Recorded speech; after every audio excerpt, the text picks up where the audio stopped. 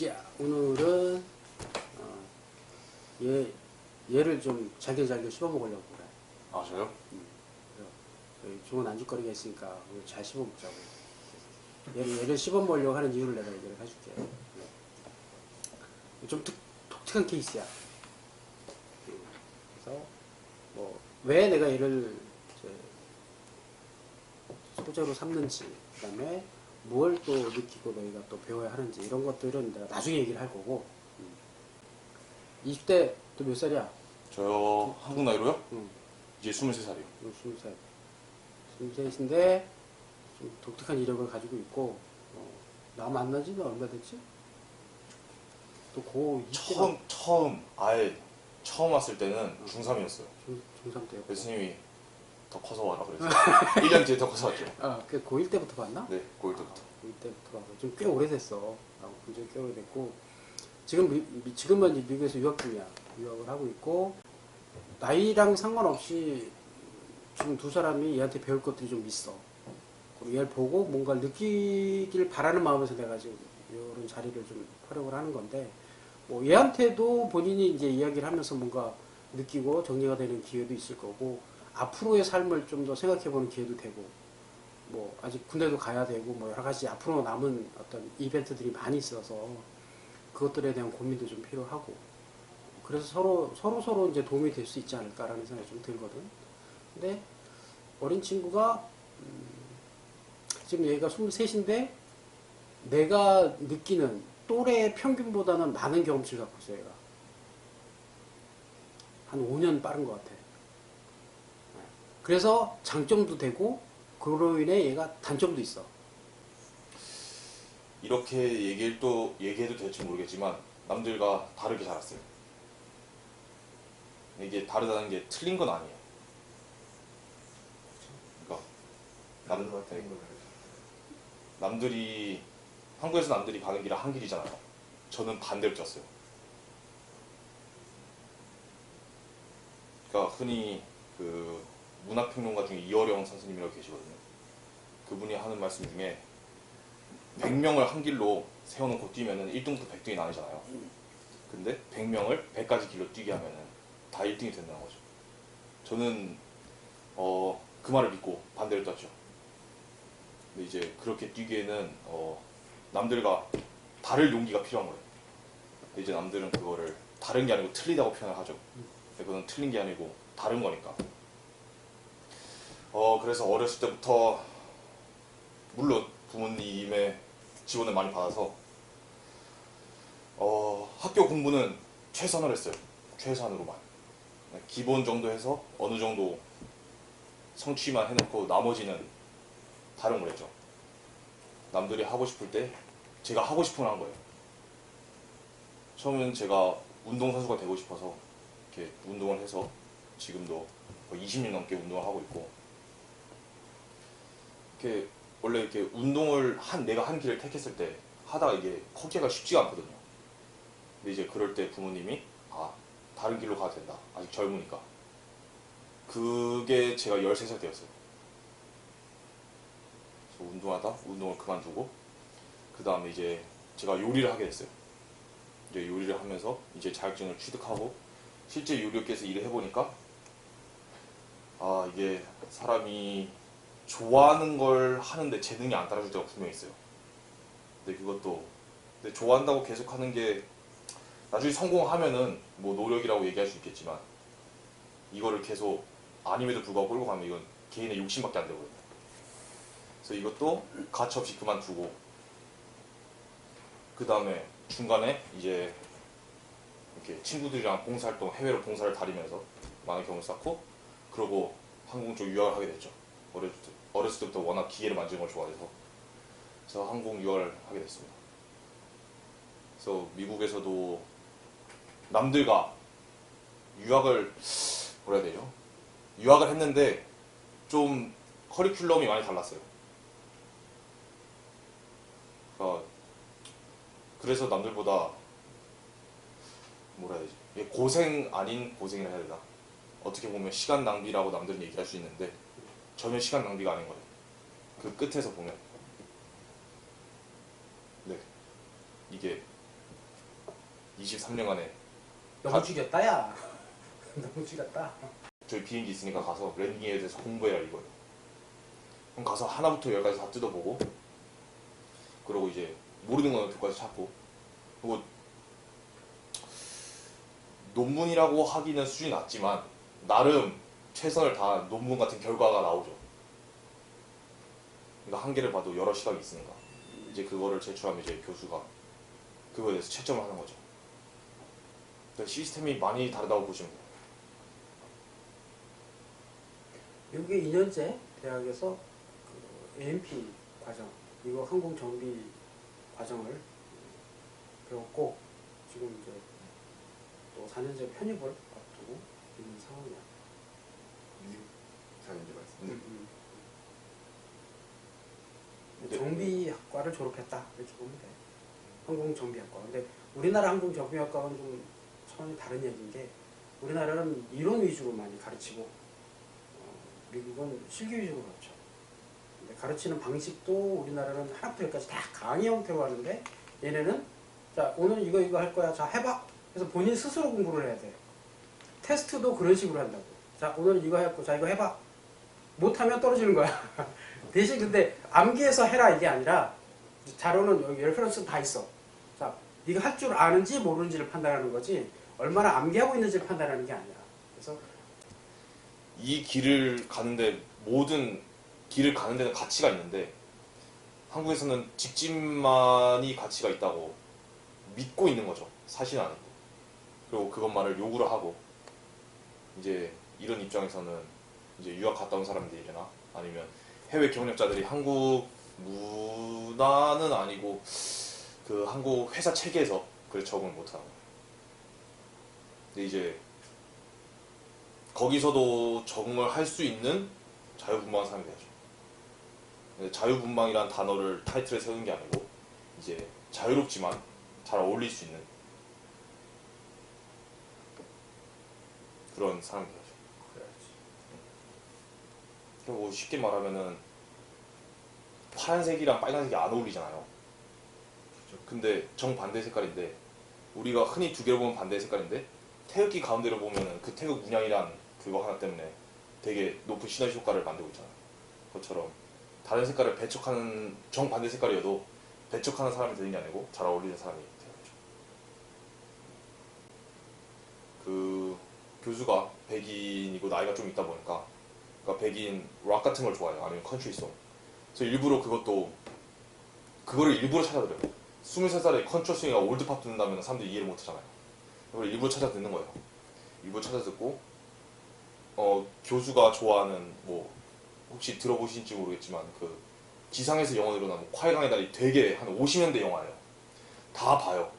다 보고 음악도 다 듣고 일단 제가 교수한테 점수 따려면 교수 밑으로 들어가야 되니까 그러고 교수한테 관심을 받고 이 어쩔 수 없는 차별을 깨기 위해서 그 이 물밑 작업이 많이 필요하죠. 그래서 교수한테 어느 정도 교수의 마음을 열어놓고 그 다음에는 이제 제가 할 수 있는 이제 것이 엄청 많아지죠. 이제 학교에서 제가 고치고 싶은 거 뜯고 싶은 거 다 뜯었어요. 뭐 비행기 한 대 놔두면은 뭐 매그니터부터 시작해서 엔진부터 시작해서 그러니까 교수가 남들한테 건드리지 말라는 것도 저는 건들 수가 있었어요. 아주 낡고 녹슨 비행기를 그냥 아예 새 비행기로 만들어서 이제 인증받고 이제 그 비행기를 실제 학생들 앞에서 구동까지 하고 그러고 얼마 전에는 제트 엔진도 다 분야하고 조립하고. 아이를 키우는 입장에서 부모가 어떤 생각을 갖고 있는 게 굉장히 중요한데 난 이제 진수 부모님을 내가 알거든. 만나봤고 대화를 해봤기 때문에 아 얘가 어떤 환경에서 컸구나가 뭐 얘 어릴 때 벌써 캐치가 됐지. 그래서 기대가 된다. 그렇게 해서 쭉 갔는데 그러니까 부모가 줄 수 있는 건 한계가 있어. 얘가 본인이 어떤 경험을 하는지가 중요한 건데 얘가 아까도 얘기했듯이 학교만 쫓아다니지 않고 본인이 하고 싶은 걸 이것저것 많이 해봤어. 얘가 처음에 날 찾아와갖고 내가 물었지. 왜 비행기 정비하려고 하느냐? 라는 질문을 했을 때 얘가 했던 말이 기가 찼어 아주. 기억나냐? 저도 기억 안 나죠. 아 초심이 잃었네. 깜짝 놀랐다 내가. 고등학생 때 그러니까 중학교 때 왔다고 근데 그때는 난 기억 안 나고 고등학교 때 나를 찾아왔을 때 이제 비행기 정비를 하겠다, 이걸 공부를 하겠다라고 얘기했을 때 내가 늘 물어보잖아. 왜 이걸 하려고 하느냐라고 물어봤는데 얘가 했던 말이 다 해봤는데 이게 제일 재밌대. 근데 그 배경이 어디서 나왔느냐? 어릴 때 그냥 이제 주어진 목표에 따라서 계속 암기식으로 공부했던 게 아니라 해보고 싶은 것들을 다 해본 거야. 그게 커. 그게 경험치라고 말하는 거지. 지금 얘가 뭐 교수님 눈에 들기 위해서 이렇게 저렇게 백그라운드 작업을 했던 것도 단순히 그 의도만은 아니야. 그 사람하고 친해지고 싶은 심정이 있는 거고 목적이야 뭐 내가 다른 것들을 위해서 뭐 했던 것들도 없지는 않겠지만 일단 저 사람 갑인데 친해져야지. 친해지기 위한 노력을 하고 싶어도 방법을 모르는 사람들도 많은데 그 방법을 얘는 학생 때부터 경험을 했던 거지. 이런저런 사회활동들을 하면서 사람도 만나고 기분도 맞추고 하다 보니까 인간의 심리, 감정 이런 것들에 대한 공부가 충분히 됐던 거야. 나이에 비해서 엄청 빠르게 했던 거지. 그게 제일 컸어. 그렇다 보니까 뭐 어떤 장점이 생겼느냐? 나는 크게 볼 때 보통의 또래보다 시간 낭비를 많이 줄였다. 라는 게 가장 큰 장점이야. 그게 제일 큰 장점이야. 그래서 많이 앞서갔지. 또래가 많이 놀고 불필요한 시간 낭비 많이 할 때 조금 더 효과적으로 시간을 많이 썼고 장기적으로 본인의 미래에 도움이 될 만한 경험들을 더 많이 했다라는 거. 그게 큰 장점인데 이게 상황에 따라서 단점이 될 수도 있다 이거고. 그걸 본인도 아까 얘기했듯이 다른 사람들을 볼 때 또래를 만났는데 나보다 생각이 어리다 그래서 애들이 유치해 보이는 거지. 내가 경험치가 더 많다 보니까 또래가 유치해 보이고 얘들하고 섞이기가 힘들어지는 상황이 되어버리면 본인한테 마이너스가 될 수 있고 또 유학이나 여러 가지 남들이 가지 않았던 길을 먼저 감으로 인해서 다른 생각을 했던 것들이 융화되기가 어려운 어떤 개성, 이게 개성이라는 말도 긍정적 표현이야. 이게 남과 다른 걸 긍정적으로 표현할 때 개성이고 부정적으로 표현하면 이 똘끼라 그러지 이거. 이렇게 뭐 경험을 많이 하고 어린 왕자 책을 다시 읽었는데 거기서 이제 사막 여우가 어린 왕자한테 묻죠. 이 세상에서 가장 어려운 일이 무엇이냐 묻는데 그때 어린 왕자가 대답해요. 뭐 일하는 것, 밥 먹는 것 이렇게 물어봤는데 사막 여우가 거기서 그 말해요. 사람의 마음을 얻는 것이다. 사람의 마음은 각각의 생김새처럼 수만 가지의 생각을 하고 그것을 눈 깜짝할 사이, 단 1초 그 사이에도 사람의 마음은 수만 가지 생각을 하고 바뀌는데 그 마음을 한자리에 머물게 한다는 것은 정말 어려운 일이다. 그리고 그 마음을 너를 위해서 한자리에 머물러 줄 수 있는 사람이라면 그것이 진정한 친구이다. 이런 말을 해요. 근데 이것을 그러니까 이 내용을 중학교 때 읽으면 모르죠. 중학교 때 읽으면 그냥 문자 그대로 그럼 사람 마음을 얻는 게 어렵구나. 근데 어느 정도 사회 경험을 해보셨으니까 그게 얼마나 어려운지 알잖아요. 그래서 그때 그 책을 읽고 나서 저 혼자 이런저런 생각을 다 해봤던 것 같아요. 어떻게 하면 사람 마음을 얻을까. 근데 여기서 해결책이 됐던 게 제가 옛날에 그 카페에 썼던 중에 그 조부모님의 부재라는 글이 있어요. 요즘에는 효과적이 많기 때문에 이렇게 컨트롤할 사람이 없거든요. 그러니까 부모 중에 한 역할을 이 역할을 악의적인 역할을 해줘야 그럼. 이 아이의 성장에 도움이 될 수 있다라고 이야기를 하고 또 저는 시골에서 왔으니까 할아버지 할머니와 같이 사시는 분들도 있는데 요즘에는 저렇게 조부모님이 컨트롤을 잘 못하시는 분도 많아요. 왜냐면은 조부모님 세대도 지금 많이 빨라지면 50대, 60대 이 정도 되기 때문에 그 분들도 그렇게 막 사랑만 줘봤지 그렇게 해봤던 경험이 없는 분들도 많아졌어요. 그러고 일단 지금은 이제 4년대 여기는 MV들에 들어가서 지금 들어갔어요. 지금 들어가서 전공이 항공전자 및 보안이에요. 한국어로 하면 에비오닉스 사이버 테크놀로지 앤 시큐리티인데 이게 한국 항공전자랑 다른 게 뭐냐면은 한국은 에비오닉스가 그냥 항공전자죠. 항공 정비랑 이렇게 나뉘어요. 근데 지금 제가 갖고 있는 AMP는 이거 두 개를 합쳐놨다 해야 되죠. 이걸 합친 상태에서 이제 커뮤니케이션이라 해요. 비행기 시스템에서 이제 뭐 라디오나 BFR이나 그런 것들이 이제 전문적으로 이거를 고치는 게, 그러니까 물리적으로 고치는 것도 있지만 이걸 시스템적으로 고치는 거죠. 이 보안을 이제 공부하려 하고 중간에 군대를 가던데 이제 군대도 생각 중이죠. 이제 뭐 처음에는 카투샤를 가려고 했어요. 카투샤를 가서 그래도 AMP 갖고 있으니까 어느 정도 길이 있겠다 했는데 어제 선생님이 그 육군 항공단에 무인 비행기도 있다 그래서 지금은 거기에 솔깃한 상태. 이거 괜찮은데? 그럼 글로벌 호크 만져봐야지. 그러니까 어쨌거나 지금 계획은 이렇대. 지금 이 나이에 이런 생각하고 있는 게 낯설지 않니? 낯설죠. 그지? 어때? 이런 애 처음 만났을 거니네? 저 사촌 동생이 아프리카로 유학 갔잖아요. 그 친구가 사업 계획서를 지금 쓰고 있거든요. 그 친구가 지금 중3이에요. 중3인데 그 친구가 처음 왔을 때 자기한테 투자를 해달래요. 그래서 갑자기 사업을 하고 말고의 문제를 지나셔서 그냥 뭔가 멈춰 있을 것 같지는 않을 것 같아요. 이게 뭐라 해야 되지? 그런 선생님 항상 말씀하신 거 있잖아요. 그 기업에 들어가면은 정체된다는 그런 마인드가 있잖아요. 그래서 근데 이런 사업을 한다는 생각 자체만 가지고 있으면은 그런 정체된 생각을 절대 안 할 거라고 저는 생각을 하거든요. 그래서 어찌됐든 간에 뭐 사업을 하시든가 마시든가 그거는 그때 가서 얘기고 그냥 그 생각만 가지고 있는 것 자체로도 저는 매우 의미 있는 거라고 생각을 해요. 네. 아까 이거 시작하기 전에 이제 윤진이랑도 그런 얘기를 조금 했는데 학교 다닐 때 배운 거 가지고 나와서 써먹는 거 없잖아. 어차피 현실에서 다시 부딪히면서 배워가는 거야. 그럴 때 조금 더 덜 부딪히라고 학교에서 기본을 알려주는 거지. 똑같아. 사업도 마찬가지야. 내가 직장생활은 사업을 하기 위한 교육기관이다 라고 얘기를 하잖아. 직장생활을 통해서 사업을 하기 위한 기반을 닦는 거고 나와서 딱 부딪혀서 시작을 해보면 또 전혀 달라.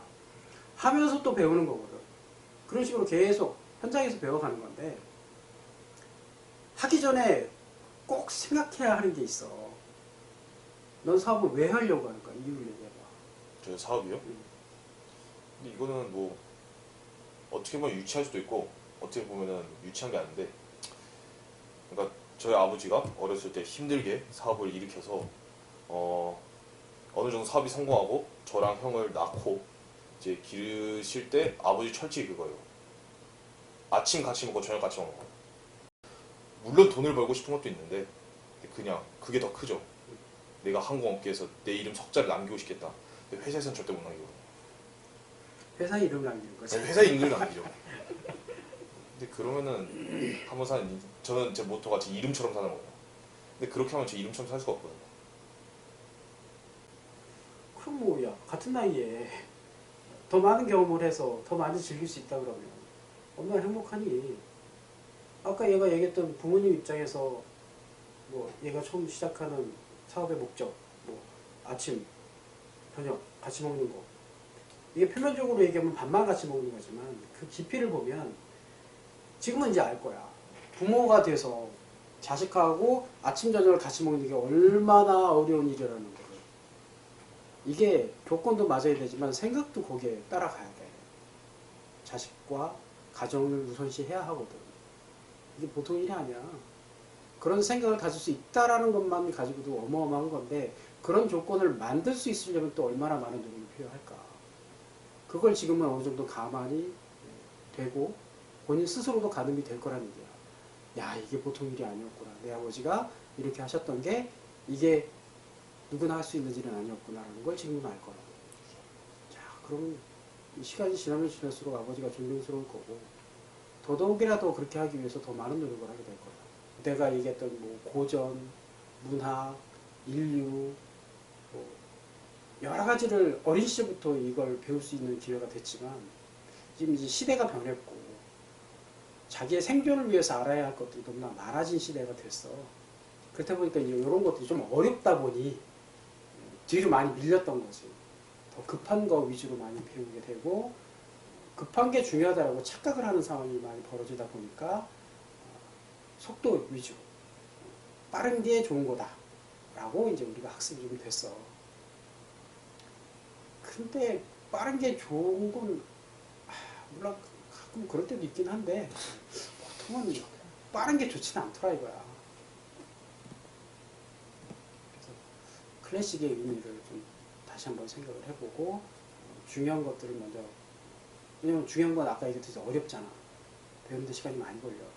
그러니까 애초에 어릴 때부터 조금씩 투자해 놓는 게 도움이 되고 그 좋은 사례 가지고 여러 케이스다 이렇게 보면 돼. 지금 이렇게 만났다고 얘 장점 쪽쏙 뽑아 먹어야 돼. 그러면 얘보다 니네가 앞서가는 거지. 얘가 갖고 있지 않는 것들을 니네가 갖고 있는 게 있잖아.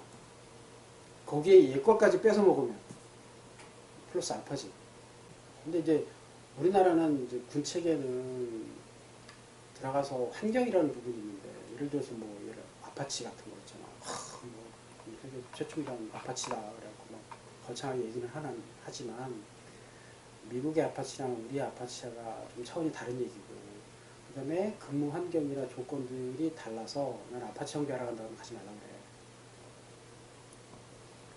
거기서 배울 게 별로 없어요. 또 최첨단 항공기는 더더욱이나 더 배울 게 없어. 뭐 F-15 간다, F-35 간다 그러면 전력상으로는 핵심 전력이 되기는 하겠으나 생초짜가 거기 가는 건 별로 배울 게 없어. 경력이 충분히 있는 상태에서 그리 가면 많은 걸 배울 수 있겠지. 초보가 거기부터 시작하는 건 별로 배울 게 없어. 그런 측면에서 얘가 지금 제네럴부터 시작하는 게 굉장히 큰 의미가 있는 거야. 아주 기초부터 하고 그것들이 베이스가 돼서 이제 군대에 들어가면 조금 더 이해할 수 있는 폭도 넓어지고, 누군가가 무의미하게 이제 모르고 들어갔던 사람들은 굳이 이런 걸 내가 왜 해야 돼? 이거 해서 내가 뭘 해? 그리고 이제 타성에 젖어갖고 단순 노동에 이제 집착할 수 있는 그런 상황으로 변질될 확률이 높다면, 그런 기본이 되어 있는 친구들은 들어가서 작업 하나하나를 다 분석할 수 있는 능력도 생기고, 거기서 추가적으로 더 얻어낼 수 있는 노력도 발휘가 될 수 있어서 굉장히 의미가 있지. 그런 측면에서 다른 애들하고는 다르게 내가 얘한테는 추천을 했던 것들이, 육군 가라는 소리를 내가 해본 적이 없어. 근데 이제 얘한테는 육군 가라고 얘기를 했거든. 그 무인기 쪽의 경험이 밖에서 그대로 쓰일 거라고. 군 무인기가 최고 수준의 무인기 시스템을 운영을 한다는 말이야. 그걸 경험했던 사람이 나와가지고 민간 무인기에 간다? 우습지. 거기에 네트워크 보안 공부를 한다니까 그쪽으로 사업하기 훨씬 더 수월해. 물론 지금은 이제 내가 이렇게 약간 이제 소스만 주는 거고, 가면서 중간에 본인이 무슨 경험을 하고 공부를 했느냐에 따라 방향이 또 틀어질 수도 있어. 그때 계속 이제 수정하면서 가는 거지. 최종적으로 어떤 부분에 대한 사업을 시작을 할지는 그때 가봐야 알겠지만, 성장 가능성이나 미래에 대한 비전이나 충분히 만들어낼 수 있는 분야라고 생각이 되는 거야. 본인의 전공에 상관없이. 근데 전공도 한다고 하니 더 가능성이 높은 거지. 그래서 이제 스펙을 부러워할 게 아니라 그런 경험치를 부러워해야 하고, 그 경험치로 인해서 조금 더 시야가 넓어질 수 있는 지금 자세를 가지고 있다는 거. 그런 걸 너희가 좀 긍정적으로 해석을 해야 하고, 너도 그런 걸 좀 배워야 해. 나이에 상관없이. 그게 커. 그래서 긍정적으로 보면 내가 꾸준히 너희들한테 반복했던 말들을 또래 나이에 비해서 가장 많이 이해하고 있는 케이스예요. 그렇게 따지면 엄청나게 앞서가는 거지. 지금 속도로 나간다 그러면 야, 잘 치냐 너. 나중에 어떻게 될지 모르겠어요. 개발을 지금 진행을 하고 있는 와중이고, 그것들이 이제 장기적으로 보면 이제 개인용 무인 항공기 시장으로 이제 확대되겠지, 우리나라도. 무인 자동차보다 나는 무인 항공기가 더 먼저 나올 거라고 봐. 일반인들이 접근하기가 힘들어. 이미 기술은 다 완성이 되어 있어. 이 사람들이 그 법과 사람들의 인식 이런 것들이 개선되는 데 시간이 좀 필요할 뿐이고 그게 늦어도 10년 안에는 시작이 될 거라고 봐. 그럼 무인 항공기 시장이 이제 개인용, 최소 2인용 무인 항공기 이런 거 있잖아. 그런 게 우리나라에 시작이 될 거고 그러면 그거에 관련된 인프라가 분명히 확충이 돼야 되는 상황이야. 그럴 때 관련된 기술자들이 어디서 오겠냐는 말이야. 나랑 합을 맞춰서 잘 일하고 있는데 직장 동료가 위에 상사랑 트러블이 생겨갖고 그만두려고 그러면 나한테도 피해란 말이야. 이거 어떻게든 해결할 수 있는 상황을 만들어줘야 해. 근데 나는 상사가 이해가 되지만 얘가 이해가 안 된다. 그럼 내가 얘하고 대화를 해서 풀어갈 수 있어야 되잖아. 불필요하게 객기 부리지 말고 야 이건 이런 거야 라고 설명도 돼야 되고 그러면 그렇게 또 위에 상사 입장을 막 혼자 막 얘기하다 보면 야 그럼 너는 그쪽 편이야 뭐 이렇게 또 친구도 아닌데. 오해를 또 만들 수도 있단 말이지. 그게 아니면서 중립적인 위치를 취하면서 또 살짝은 네 편인 것처럼 얘기를 하면서 이해도 시켜야 하고 또 뭐 나중에 가서 사과도 할 수 있게끔 이렇게 또 만들 수 있어야 된다는 얘기야. 이게 얼마나 어려울까. 굳이 내가 그렇게까지 해야 돼? 근데 그러다 탄로나면 간신 소리 듣는 거 아니에요? 그러니까 이제 참 밸런스 잡는 게 중요한 거야. 네, 이런 상황을 조금 많이 겪을 것 같아요. 그러니까 저 같은 입장에서는 그러니까 유치원 생활을 하면서도 그런 입장이 많이 처했었죠. 저 같은 경우는. 그래서 뭐 스파이 뭐 소리니 뭐 간신 소리니 막 그런 이야기 많이 들었으니까. 그래서 제가 처음에는 유치원 생활할 때는 첫 번째 입을 다물었어요. 그래서 6개월 내지 1년 동안 같이 생활하는 동료 선생님하고 말을 안 섞었어요. 근데 이러다 보니까 제 주장을 못 세우고 저는 그냥 외톨이가 된 거죠. 그러고 2년차 때는 아 이러면 안 되겠구나. 그래서 다가갔어요. 다가갔는데 배신을 한번 당했죠. 아 얘를 뭐 그런 소리, 얘 편애야, 뭐 조카니까 편애하네 이런 소리까지 나중에 들었으니까. 그래서 이제 좀 거리감을 뒀어요. 3년 차는 거리감을 두고 아무리 좋은 얘기 백날 해봐야 내 입만 아픈 거지. 기껏 열심히 얘기했는데 결국 사표 내고 나가버리면 난 뭐야. 그치? 그래서 그 전에 내가 같이 팀워크를 맞춰서 일을 해야 되는 이 사람이야? 그러면 일 이전에 관계가 먼저 좋아야 해. 이게 직장, 이 직장 동료, 나보다 나이가 많건 적건 상관없이 좋은 관계, 어느 정도 신뢰 관계가 만들어져 있어야 아까 같이 그런 불필요한 일을 안 해. 야, 이거 지금 내가 얘기하는 건 내 안위를 위해서 너한테 이거지라는 건 아니야. 내가 직장 상사 편드는 것도 아니라는 걸 굳이 설명 안 해도 본인이 이해하게. 지금 내가 이 얘기하는 건 이 후배를 위해서 얘기해 주는 거라고 믿을 수 있어야 되잖아요, 사람이. 그러면 무슨 말을 해도 나를 위해서 해주는 말이야 라고 믿으려면 절대 신뢰가 있어야 돼. 그 안에, 관계 안에서. 근데 신뢰를 못 만드니까 무슨 말을 해줘도 오해하는 거야. 아, 진짜 무슨 말만 하면 오해를 하네? 한번 얘기 안 할래? 이렇게 되는 거지. 그러니까 관계 맺는 게 굉장히 중요해. 그 관계 맺는다라는 과정 안에도 굳이 뭐 같이 얼마나 많이 밥을 먹고 뭐 술을 먹고 뭐 많이 대화를 하고 그게 꼭 정비리하진 않아.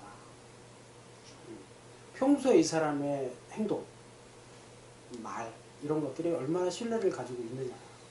내 생각을 그러니까 한 명 한 명 이렇게 전달하는 건 쉬운데 대중 앞에서 전달하다 보면은 이제 언변이 늘고 그러니까 자기는 못 느끼는데 사람들은 이제 제 발언권이라고 그러죠. 아니 발언력이 커지는 게 느껴져요.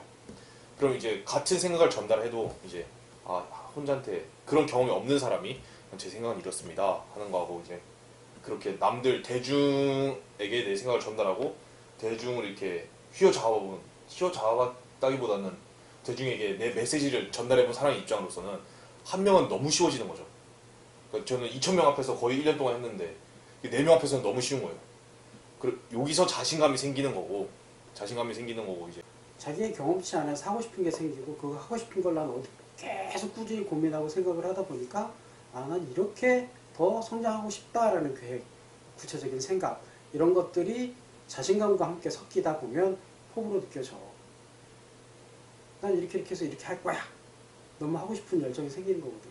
노래가 좋고 음악이 좋아서 계속 듣다 보니까 듣는 걸로 끝나는 게 아니라 계속 노래도 하게 되고 하다 보니까 사람들의 반응도 좋고 나 가수가 한번 돼볼래. 근데 가수도 그냥 뭐 여러 가지 조건 따지니까 난 뭐 대스타가 될 것 같지는 않지만 난 꾸준히 오래 이런 사람들과 이런 음악을 하면서 계속 이렇게 살고 싶은 게 내 꿈이야. 그럼 나는 행복할 것 같아. 그래서 주변 사람들한테 계속 이야기도 하고 실제로 그런 상황을 계속 만들어가는 삶, 그 안에 소프트가 만들어져. 그러니까 결국은 내가 하고 싶어하는 목표물인 거지, 하나의. 즐거움을 누릴 수 있는 그런 것들을 자꾸 여러 개를 만들어가는 과정에서 조금 더 집중하는 것들이 생겨가는 건데, 그런 차원에서 생각하면 되고, 그래서 다양한 생각을 갖고 있는 사람들하고 대화를 좀 많이 해보고 그 경험치를 다 해볼 수 있으면 좋지만 그게 안 되잖아. 아까 얘기했던 클래식 안에 사람도 있단 말이야. 그 과거에 그 이제 인류 역사가 얼마나 오래됐냐. 그 역사 안에서 시행착오를 했던 사람들의 노하우를 내가 끄집어 와서 내가 덜 하면 돼. 그럼 그 사람보다 내가 더 많이 배울 수 있고 더 많은 것들을 해낼 수 있는 기회로 활용할 수 있는데 왜 안 할까?